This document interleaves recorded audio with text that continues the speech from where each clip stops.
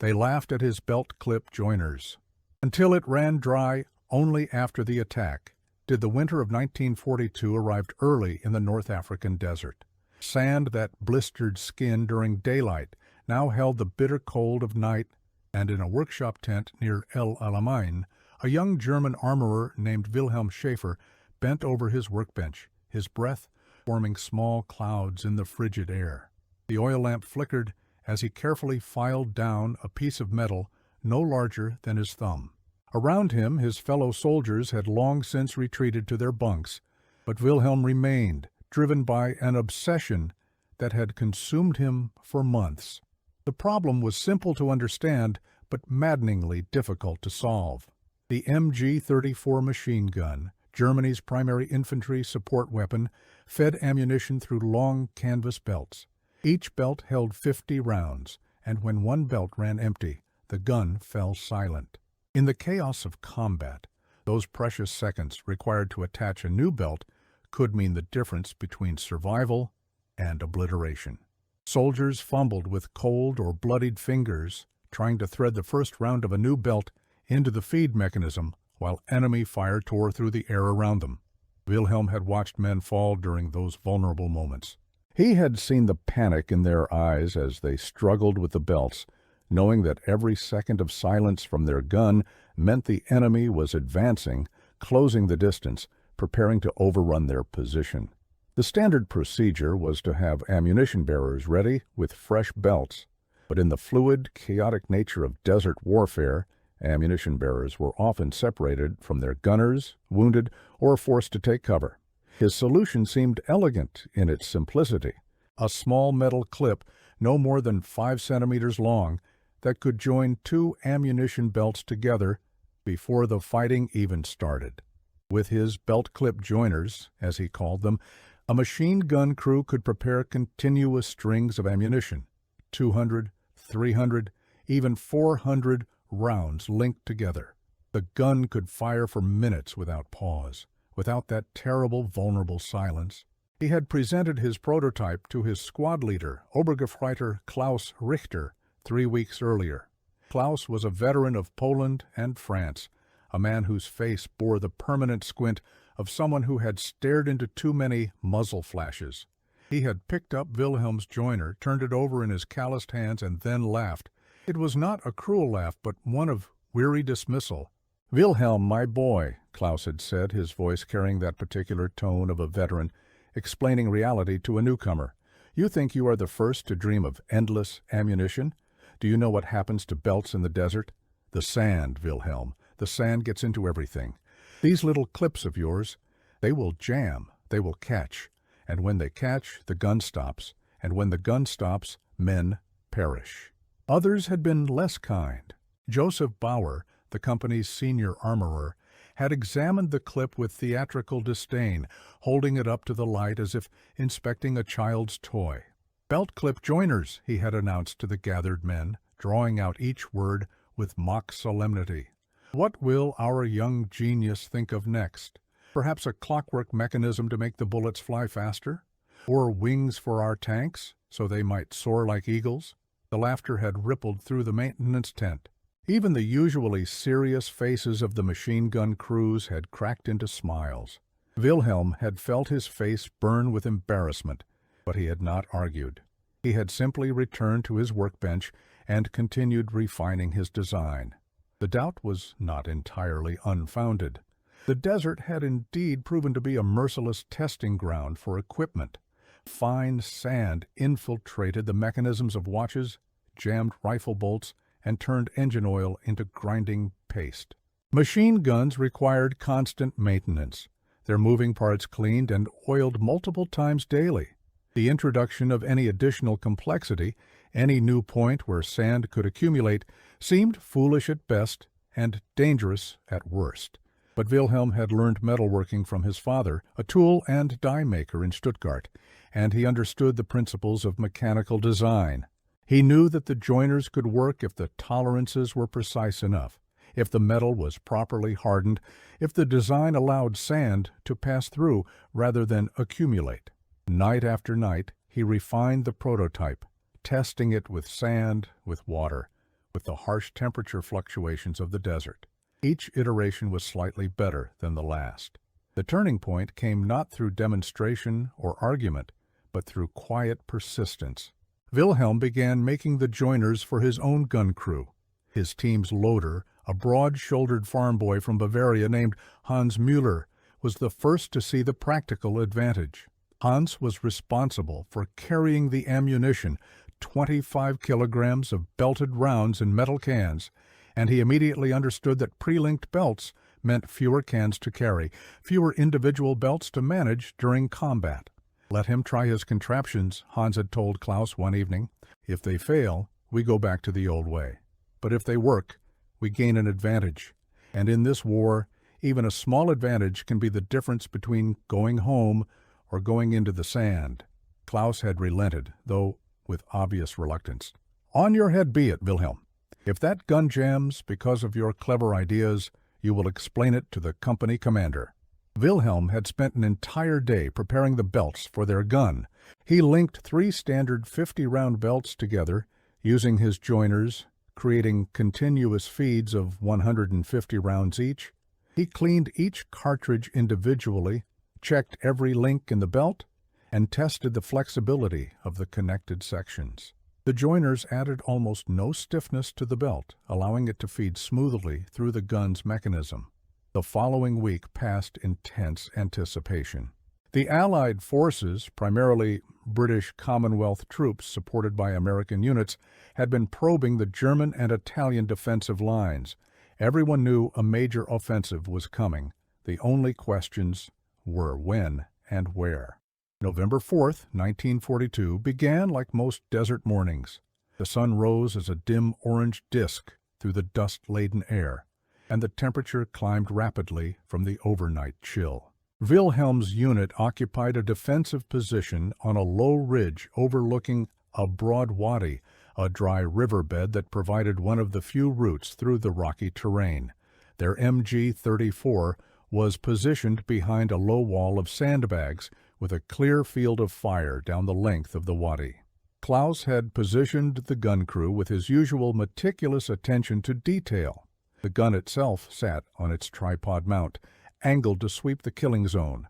Wilhelm was the primary gunner. Hans served as the loader and ammunition bearer, and a third man, young Friedrich Weber from Munich, acted as spotter and spare gunner. Behind their position, the rest of the squad occupied rifle pits and foxholes, ready to provide supporting fire. The morning passed in nervous silence. Men checked their weapons, adjusted their positions, and stared out at the empty wadi. The heat built steadily, and sweat began to darken the fabric of their uniforms, despite the early hour. Wilhelm ran through his pre-combat checks for what felt like the 100th time. The gun was clean, the mechanism moved smoothly, and his pre-linked belts of ammunition lay coiled in their containers, ready to feed. Shortly after 10 o'clock, Friedrich spotted movement in the distance. "Vehicles?" he called out, his voice tight with tension. Multiple vehicles approaching from the northwest. Klaus moved up to their position, field glasses pressed to his eyes. For several long moments, he studied the approaching shapes, now visible as dark silhouettes against the pale sand. "British," he announced. "Infantry carriers and support vehicles. Estimate platoon strength, possibly more behind them." The word passed down the line, and Wilhelm felt his pulse quicken. This was not a reconnaissance patrol. This was an assault element, likely the advance guard of a larger force. The German defensive doctrine called for allowing enemy forces to commit to the attack before opening fire. Let them enter the killing zone. Let them believe the position was lightly defended or even abandoned, and then unleash coordinated fire that would devastate their formation. It required discipline and nerve to hold fire while the enemy approached, but it maximized the effectiveness of limited forces against superior numbers. Wilhelm watched through the gun's sights as the British vehicles drew closer. He could see individual soldiers now, sitting exposed on the carriers, their rifles held at the ready. They were advancing cautiously but steadily, clearly aware that German positions were nearby but not yet certain of their exact location. "Range 800 meters, Friedrich called out, his voice steady despite the tension. 700, 600. Klaus waited, his jaw clenched, watching the vehicles advance into the wadi. The British were committed now, their vehicles channeled by the rocky walls on either side, unable to disperse or retreat quickly. 500 meters. Still Klaus waited. The lead vehicle was clearly visible now, its engine noise audible across the distance. 400 meters. They are entering the killing zone. Klaus took a deep breath, then spoke with calm authority. All positions, on my command. Target the vehicles first, then the infantry. Fire for effect. 3, 2, 1, fire! The ridge erupted in violence. Rifles cracked, sending bullets streaking toward the British formation. A PaK anti-tank gun, positioned 50 meters to their left, fired with a sharp crack, and Wilhelm saw the lead vehicle shudder as the round struck its front armor.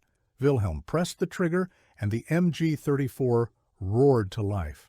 The gun's distinctive sound, faster than the methodical chatter of many machine guns, filled the air as it fired at its cyclic rate of 900 rounds per minute. 15 rounds per second poured out of the barrel, and Wilhelm walked the fire across the stalled vehicles. Through the dust and smoke, he saw his tracers finding their marks. British soldiers were diving from the carriers, scrambling for cover among the rocks of the wadi. Return fire began almost immediately, bullets snapping overhead and kicking up spurts of sand from the sandbags protecting their position. The gun's barrel glowed faintly as it heated up. 50 rounds gone in just over 3 seconds. But the belt continued to feed smoothly, the first of Wilhelm's joiners passing through the mechanism without hesitation. 100 rounds. 150. The gun never faltered, never paused, just continued its devastating fire into the British position. "Change barrel!" Klaus shouted over the noise. The gun's barrel was designed to be swapped out after sustained fire to prevent overheating, and Wilhelm had already fired nearly 200 rounds. Hans had the spare barrel ready, wrapped in a cloth to protect his hands from the heat. Wilhelm lifted the barrel release, pulled out the glowing metal tube, and Hans slapped the cool replacement into place. The entire exchange took perhaps 5 seconds, and then the gun was firing again. The British had taken cover now, and the return fire was becoming more organized. Bullets struck the sandbags with solid thumps, and Wilhelm heard the zip and crack of near misses. An explosion erupted 30 meters to their right as a British mortar round found its range. Shrapnel whistled through the air and someone screamed. "Keep firing," Klaus commanded. "Do not let them organize a rush." Wilhelm needed no encouragement. The gun's sights were filled with targets. Every time a British soldier shifted position or raised his head to return fire, Wilhelm sent a burst in his direction. The pre-linked ammunition meant he could maintain almost continuous fire, pausing only for barrel changes and to let Hans adjust the belt feed. Minutes passed, though they felt like hours. Wilhelm's world narrowed to the gun, the targets, and the smooth action of the trigger under his finger. Another barrel change, more ammunition fed through the gun, the joiners passing through the mechanism exactly as Wilhelm had designed them to do. No jams, no stoppages, just the steady, lethal rhythm of combat. The British attempted to advance twice, small groups of soldiers moving forward under covering fire, trying to close the distance. Both times, Wilhelm's gun and the concentrated fire from the rest of the German position drove them back. Men fell, others dragged the wounded to cover, and the attack began to lose momentum. Then Wilhelm's gun went silent. For a terrifying moment, he thought it had jammed. His hands moved automatically, checking the feed mechanism, but everything appeared normal. Then he understood. He had fired through all of his pre-linked ammunition, nearly 600 rounds in less than 10 minutes of combat. "Ammunition!" he shouted, his voice hoarse from the smoke and dust. Hans was already moving, pulling a fresh container forward. But this was a standard ammunition can, containing separate 50-round belts. Wilhelm would have to load each belt individually, and the gun would fall silent after each belt was expended. Those few seconds while he loaded the first new belt felt like an eternity. The British, sensing the pause in the machine gun fire, began to move again. Wilhelm saw soldiers rising from cover, preparing to rush forward. He slammed the belt into the feed mechanism and pressed the trigger. The gun roared back to life, but now the dynamic had changed. 50 rounds, about 3 seconds of continuous fire, and then silence while he reloaded. Fire, reload, fire, reload. Each pause gave the British another opportunity to advance. "They are getting closer," Friedrich shouted, firing his rifle as rapidly as he could work the bolt. Klaus was beside them now, his submachine gun chattering as he engaged targets at closer range. "Hold this position. Do not let them break through." Wilhelm loaded another belt, fired another burst. The gun's barrel was glowing cherry red now, despite the barrel changes. His hands were blistered from the hot metal, his ears rang from the concussion, and his shoulder ached from managing the gun's recoil. But then, gradually, the British attack faltered. The combination of accurate rifle fire, the anti-tank gun that had disabled 2 of their vehicles, and Wilhelm's machine gun, even with its interrupted fire, proved too costly. The British soldiers began to withdraw, moving back down the wadi in small groups, carrying their wounded, and leaving several still forms among the rocks. The firing tapered off, and then stopped. An eerie silence fell over the battlefield, broken only by the ringing in Wilhelm's ears and the distant sound of British vehicles withdrawing. Klaus stood up slowly, surveying the scene. "Check ammunition. Check the wounded. Stay alert for another attack." Wilhelm sat back against the sandbags, his hands shaking now that the adrenaline was fading. Hans was grinning, his face black with powder residue. "That gun never stopped," he said wonderingly. "Not once, not until we fired everything." "Your joiners worked, Wilhelm?" "They actually worked." Klaus approached their position, his expression unreadable. He looked at the gun, at the empty ammunition containers, at Wilhelm. Then, slowly, a slight smile crossed his weathered face. "How many rounds did you fire?" "Approximately 600 before we exhausted the pre-linked belts," Wilhelm replied, his voice shaky. "Another 200 or so, with standard belts after that." Klaus nodded slowly. 800 rounds in about 15 minutes of sustained combat. I have never seen a machine gun maintain that rate of fire without mechanical failure. He picked up one of Wilhelm's belt clip joiners from the sand, examined it, then looked back at Wilhelm. "I owe you an apology. We all do." Word of the action spread rapidly through the company, and then the regiment. Within days, officers from other units were visiting Wilhelm's position, asking to see his belt clip joiners, requesting specifications and measurements. The initial mockery had transformed into genuine interest, and then into urgent requests. Josef Bauer, the senior armorer who had ridiculed Wilhelm's invention, appeared at his position 3 days after the battle. His usual arrogance was notably absent. "The battalion commander wants you to produce these joiners for all of our machine gun crews," he said without preamble. "I have been instructed to provide you with whatever materials and assistance you require." Wilhelm worked through the following weeks to produce enough joiners for the battalion's machine guns. He trained other armorers in the manufacturing process, refined the design based on combat experience, and documented the specifications so that the joiners could be produced by other units.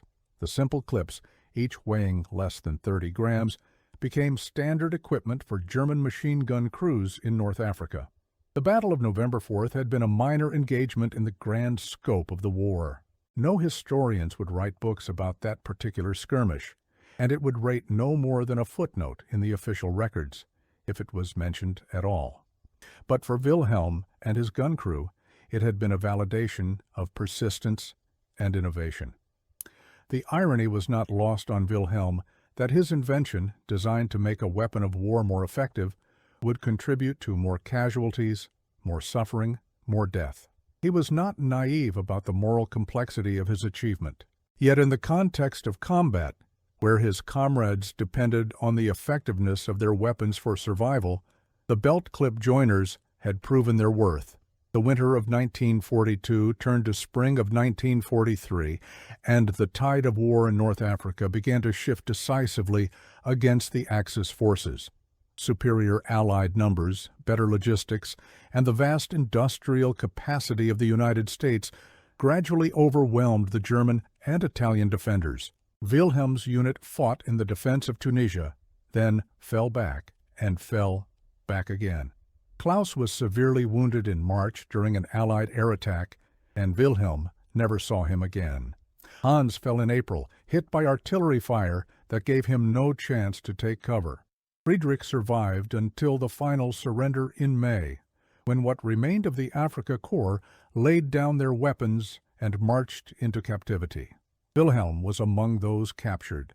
The belt clip joiners that had proven so effective remained scattered across North African battlefields, slowly buried by drifting sand or collected as scrap metal by the victorious Allies. A few made their way into technical intelligence reports, minor curiosities noted by analysts examining German equipment innovations. In the prisoner of war camp in Algeria, and later in the larger camp in Arizona where he spent the remainder of the war, Wilhelm had time to reflect on his brief moment of innovation. He had solved a technical problem, had seen his solution work under the most demanding conditions imaginable, and had earned the respect of veterans who had initially dismissed his ideas. But he had also contributed to a machine designed for destruction, and that knowledge would stay with him long after the war ended. When he finally returned to Germany in 1946, he found his father's tool and die shop in ruins, his family scattered by the war's devastation. He worked various jobs, rebuilt his life, and eventually established his own small machine shop in the rebuilt Stuttgart. He never spoke much about his time in the war, and certainly never mentioned the belt clip joiners, but sometimes, working late in his shop, he would pause over a particularly challenging piece of metalwork and remember those nights in the North African desert, bent over his workbench by lamplight, driven by the certainty that a problem could be solved if the solution was properly designed and precisely executed. The belt clip joiners themselves became a footnote in the technical history of World War II, occasionally mentioned in detailed studies of infantry weapons development, but largely forgotten by history. More sophisticated ammunition feed systems were developed in the post-war years, rendering Wilhelm's simple mechanical solution obsolete. Yet in that one moment, on that one ridge overlooking a wadi in November 1942, his simple clips had worked exactly as designed. They had kept the gun firing, had helped hold the position, had perhaps saved lives on his side, even as they took lives on the other. History often focuses on the great battles, the famous generals, the strategic turning points. But wars are also shaped by countless small innovations, by the practical solutions of ordinary soldiers to immediate problems, by moments when simple persistence and technical skill combine to create something that works when it matters most. Wilhelm Schaefer's belt clip joiners were one such innovation. They were laughed at until they proved themselves in the only test that truly matters in combat, the test of sustained fire under enemy attack. They ran dry only after the attack did, exactly as their creator had intended, and in that brief moment of validation, the young armorer from Stuttgart had earned the respect that mockery had denied him. The desert wind continued to blow across North Africa, covering the traces of battles fought and lives lost. Equipment rusted and was buried. Men went home or did not. And in the vast narrative of the war, one soldier's simple mechanical solution became just another small story, important to those who were there, forgotten by almost everyone else. But for Wilhelm, working in his rebuilt shop in the years that followed, the memory remained vivid. Not the battle itself, which had blurred into the general chaos and horror of combat, but the satisfaction of seeing a carefully designed solution work exactly as intended. That moment when Klaus had picked up the belt clip joiner after the battle, examined it, and acknowledged that Wilhelm had been right. In the end, perhaps that is all any maker can hope for: to solve a problem, to have the solution tested under the most demanding conditions, and to have it work.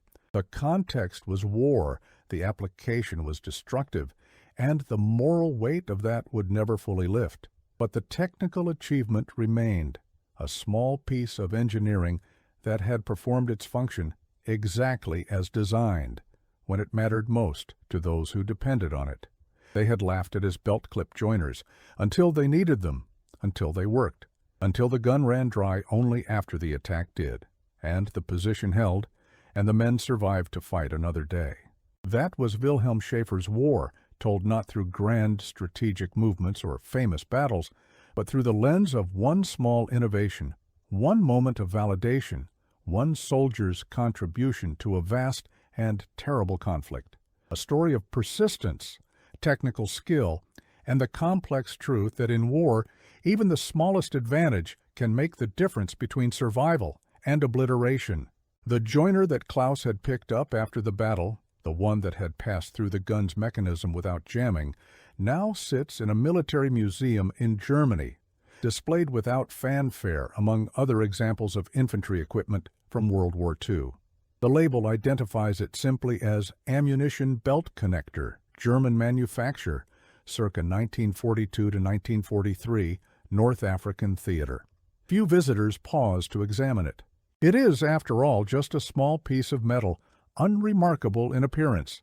But like so many objects from that war, it carries within it a story of human ingenuity, desperation, and the endless human capacity to solve problems, even in the midst of chaos. And somewhere in the records in the after-action reports filed by British units operating in Tunisia in November of 1942, there are brief mentions of German defensive positions that maintained unexpectedly sustained rates of machine gun fire. The British analysts attributed it to multiple gun positions or exceptional ammunition supplies. They never knew about Wilhelm Schaefer and his belt-clip joiners. They never knew that one young armorer's persistence had made their attack just a little bit costlier, had made one German position just a little bit harder to overrun. Such is the nature of war. The small innovations that shape individual battles often remain invisible in the larger narrative. Wilhelm's joiners were never mass-produced, never became standard issue across the German military, never earned their inventor any official recognition or reward. But they worked. When it mattered, when lives hung in the balance, when mockery had given way to desperate necessity, they worked exactly as Wilhelm had designed them to work. That is the story, not of a great invention that changed the course of the war, but of a small solution to a practical problem created by a young soldier who refused to accept that the problem was unsolvable simply because veterans said so. A story of persistence rewarded, of technical skill validated, and of the complex human reality behind even the smallest artifacts of war. The sun set over the North African desert in November 1942, as it had for millions of years before that battle, and would for millions of years after. The heat of the day gave way to the cold of night. The wounded were tended. The deceased were buried. The position was reinforced. And Wilhelm Schaefer, young armorer from Stuttgart, cleaned his machine gun in the growing darkness, checking each component with the methodical care his father had taught him. The belt-clip joiners had worked. His comrades had survived. Tomorrow would bring new challenges, new battles, new tests. But tonight, for just a moment, a young soldier who had been mocked for his ideas allowed himself a quiet sense of satisfaction. He had been right. The joiners had worked. The gun had run dry only after the attack did. Sometimes, in war, that is enough.